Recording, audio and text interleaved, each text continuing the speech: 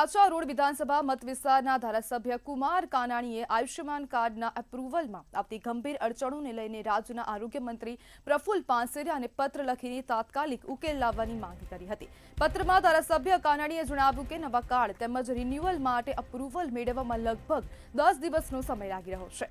આ વિલંબના કારણે dialysis, cancer જેવા ગંભીર રોગોના દર્દીઓ તેમજ ઇમરજન્સી કેસોમાં દાખલ થનારા દર્દીઓને સમયસર સારવાર મળતી નથી। હોસ્પિટલમાં એપ્રુવલ ન આવવાથી દર્દીઓને પોતાના ખર્ચે સારવાર કરાવવી પડે છે, જે ગરીબ અને મધ્યમ વર્ગ માટે ભારે બોજરૂપ બની રહ્યું છે। વહીવટીતંત્રની બેદરકારીના કારણે યોજનાનો લાભ સમયસર મળતો નથી તેવો આક્ષેપ પણ કરવામાં આવ્યો છે। તેમણે આ પરિસ્થિતિને શરમજનક ગણાવી તાત્કાલિક એપ્રુવલ અને રિન્યુઅલ માટે ઝડપી વ્યવસ્થા કરવાની માંગ કરી હતી।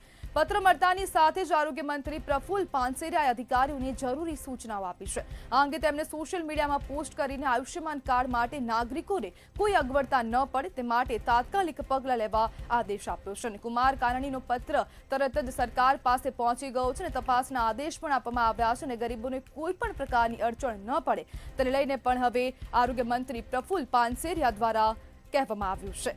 આરોગ્ય મંત્રી પ્રફુલ્લ પાનસેરિયાએ સોશિયલ મીડિયામાં પોસ્ટ કરીને આ માહિતી આપી હતી અને આયુષ્યમાન કાર્ડ માટે નાગરિકોને અગવડતા ન પડે તે માટે અધિકારીઓને સૂચના આપી છે। જ્યારે આયુષ્યમાન કાર્ડ મામલે કુમાર કાનાણીએ આરોગ્ય મંત્રીને પત્ર લખ્યો હતો અને તરત જ આરોગ્ય મંત્રી દ્વારા આ પત્રની પ્રતિક્રિયા આપવામાં આવી છે। ત્યારે આપણી સાથે પાટીદાર અગ્રણી અલ્પેશ કથિરિયા જોડાઈ ગયા છે। અલ્પેશભાઈ, કુમાર કાનાણીના પત્રની સરકારે સત્વરે જાણ લીધી છે અને તરત જ કાર્યવાહીના આદેશો આપ્યા છે, શું કહેશો? સમગ્ર સુરત શહેરની અંદર જે આયુષ્યમાન કાર્ડ બાબતની પ્રક્રિયા છે એમાં છેલ્લા 6 મહિનાથી નવા કોઈ કાર્ડ ઇસ્યુ નથી થતા અને રિન્યુઅલનો પ્રશ્ન આવે છે।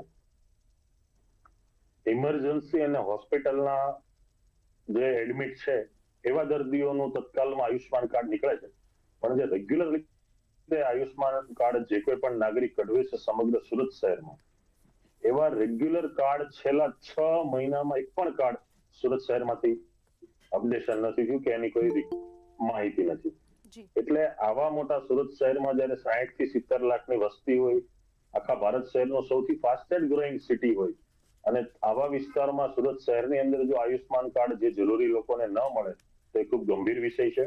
આ બાબતે કુમારભાઈએ પણ જે ધ્યાન દોરી સરકારશ્રીને અને મંત્રીશ્રીનું ધ્યાન દોર્યું છે માટે કુમારભાઈનો પણ આભાર વ્યક્ત કરીએ છીએ કે આવા બધાને એમણે કર્યો છે। સિસ્ટમમાં આમાં જે કોન્ટ્રાક્ટ બેઝ પર સોંપવામાં આવતો હોય છે એની કામગીરી નબળી હોય છે, તો આવી એજન્સીઓને બ્લેકલિસ્ટ કરવી જોઈએ। આવા કોઈ પણ કામ કરતા લોકો છે કે જેને સરકારમાંથી પેમેન્ટ મળે છે અને કોન્ટ્રાક્ટ ઉપર કામ કરે છે, સત્વરે એની કામગીરી કરાવીને સારી એજન્સીને કોન્ટ્રાક્ટ સોંપવો જોઈએ। કેમ કે સુરત શહેરમાં છેલ્લા 6 મહિનાથી કાર્ડ કોઈનું જનરલ ઇસ્યુ ન થયું હોય, રિન્યુ ન થતા હોય એ ખૂબ ગંભીરપૂર્વકનો વિષય છે। અલ્પેશભાઈ, જ્યારે સરકારી યોજનામાં આવી લોલમલોલ થતી હોય છે અથવા તો જે યોજનાઓ જે ગરીબ લોકો માટે હોય છે, તો તેવી જે યોજનામાં વહીવટીતંત્ર કેમ આળસ દાખવે છે અને સાથે સાથે એજન્સીઓ પણ કેમ હવે આળસ કરી રહી છે?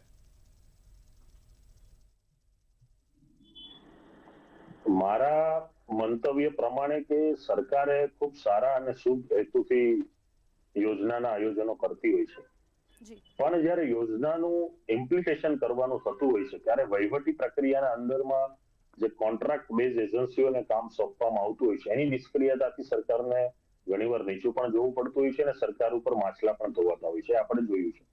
તો આ સુરત શહેરની બાબતમાં પણ આયુષ્યમાન કાર્ડમાં આ મુદ્દો ગંભીરતાથી આવ્યો છે। આ બાબતે ઘણા બધા જાગૃત નાગરિકોએ પણ મેલ કર્યા છે, કલેક્ટરશ્રીનું પણ ધ્યાન દોર્યું છે, જે તે વિભાગ અને મંત્રીશ્રીનું પણ ધ્યાન દોર્યું છે અને છેલ્લા ઘણા સમયથી લોકોએ અરજીઓ પણ કરી છે, પરંતુ એક ધારાસભ્ય લેવલની વ્યક્તિએ જયારે મંત્રીશ્રીને લેટર લખ્યો એટલે આ મુદ્દો ઉજાગર થયો છે। પણ છેલ્લા 5-6 મહિનાથી આ પ્રશ્ન શરૂ હતો અને મંતવ્યની ટીમે પણ આ મુદ્દાને ઉજાગર કર્યો છે, એટલે ટીમને પણ અમે અભિનંદન આપ્યું છે। અલ્પેશભાઈ, આપને શું લાગે છે કે હવે જે આરોગ્ય મંત્રી છે તેમના આદેશોનું પાલન અધિકારીઓ કરશે? જો આદેશોનું પાલન અધિકારીઓને તો કરવાનું જ હોય છે, કારણ કે અધિકારીઓ બંધાયેલા છે। ફરજના ભાગરૂપે જ્યારે કોઈ પણ સરકારી સિસ્ટમમાં તમે પ્રવેશો છો ત્યારે શપથ લીધેલી હોય છે અને એ પ્રમાણે તમારે કાર્ય કરવાનું હોતું હોય છે। અને આ સરકારી સિસ્ટમ કે સરકારી નોકરી છે, બંધારણમાં જે તમને સરકારી સિસ્ટમનો લાભ મળે છે, સરકારી નોકરી મળે છે, તો એ ફરજોને નિભાવવી પડતી હોય છે એ તો નિભાવશે, પણ 6 મહિનામાં આવું કેમ થયું એની તપાસ થવી જોઈએ કે સુરત શહેર જેવા વસ્તીના શહેરમાં, ફાસ્ટેસ્ટ ગ્રોઈંગ સિટીમાં જો આવા કાર્ડ નથી નીકળતા તો એ શા માટે થયું? કઈ એજન્સી છે અત્યારે? એજન્સીના માણસોએ શું ભૂલ કરી છે? એજન્સીએ શા માટે 6 મહિના કોઈ કામગીરી નથી કરી? તો આવી એજન્સીને બ્લેકલિસ્ટ કરી અને તત્કાલ ધોરણે નવા અને સારા વ્યક્તિને આ કામની સોંપણી થવી જોઈએ. જી બિલકુલ, અલ્પેશભાઈ, જોડાવા બદલ આપનો આભાર.